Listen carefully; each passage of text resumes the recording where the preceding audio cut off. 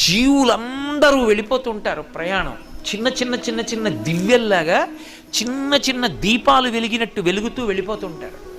అందరూ కాలంలో ఎలా వెళ్ళిపోతూ ఉంటారంటే ఈ కాలం నడుస్తుంటే, అందుకే పోతన గారు భాగవతంలో అంటారు కాలంబు గతి అంటారు, పరమేశ్వరుడి నడక. అందులో వెళ్ళిపోతూ ఈ జీవులన్నీ దీపాలు, కొన్ని కోట్ల దీపాలు వెళ్ళినట్టు వెళ్ళిపోతుంటారు. ఇవన్నీ ఎటు పెడతాయంటే అన్నీ దక్షిణానికి వెళ్ళిపోతాయి, అన్నీ దక్షిణ దిక్కుకు ఎడతాయి. ఎందుకు ఎడతాయంటే పాపపుణ్యాలు చేసి అక్కడికి వెళ్ళి భూమిలో కలిసిపోయి మళ్ళీ ఎక్కడో దీపం కింద పుడతాడు, పుట్టి కొంతకాలం ఉండి మళ్ళీ అలా దక్షిణ దిక్కుకు వెళ్ళిపోతాడు, శ్మశానంలోకి వెళ్ళిపోతుంటుంది శరీరం. ఎవడు ఏ దీపం నేను వెళ్ళనని ఉత్తరానికి తిరిగిందో ఆ దీపం ఇక అందులోకి శరీరం పెడుతుంది, ఇక ఆ దీపం మళ్ళీ పుట్టది. అలా తిరగాలంటే ఉత్తరానికి ఎవరి ముందు కూర్చుంటే తిరుగుతుందో తెలుసా?